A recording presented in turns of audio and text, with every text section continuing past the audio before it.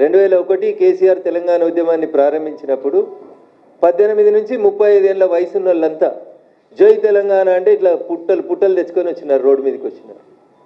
ఆ ఆవేశాన్ని, ఆ ఆలోచనని 10 సంవత్సరాల మీ పరిపాలన లోపల చంపేసి బిడ్డకో శాఖ, కొడుక్కో శాఖ, నాయనకో శాఖ ఇచ్చి మీది మీరే చేసుకొని, మిమ్మల్ని మీరే పెంచుకొని, మీ ఆస్తులు మీరు పెంచుకొని, మిమ్మల్ని మీరే ఎదుగుదలకు ఉపయోగించుకున్నారు తప్ప తెలంగాణ ప్రజలకు ఏం జరగలేదు.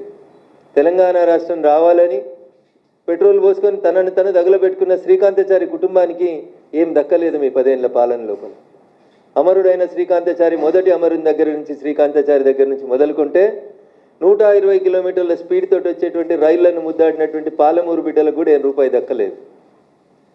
గల్లీలో వెలువడి తినొత్తలేదు. ఢిల్లీలో ఉన్న యూపీఏ ప్రభుత్వానికి కానీ ఢిల్లీకి పోయి చచ్చిపోయిన మా రంగారెడ్డి జిల్లా యాదిరెడ్డి గారి కుటుంబానికి కూడా ఏం దక్కలేదు.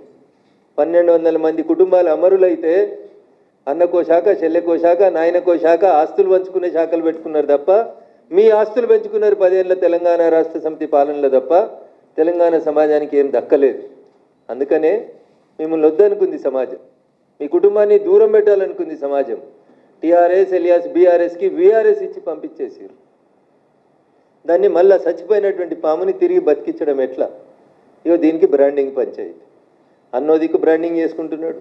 30 మెడికల్ కాలేజీలు పెడితే మాకు పేరు రాలేదు కానీ 30 యూట్యూబ్ ఛానళ్ళకి జీతం ఇచ్చి బాగా గొప్పగా బ్రాండింగ్ చేసుకుందాం అనేటువంటి బ్రాండింగ్లో ఉన్నాడు కేటీఆర్.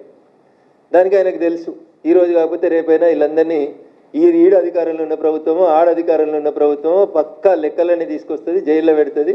శ్రీకృష్ణ జన్మస్థానానికి తప్పుడు కథనాలు రాస్తున్న వాళ్ళని పంపిస్తాం అనేది వాళ్ళకి తెలుసు.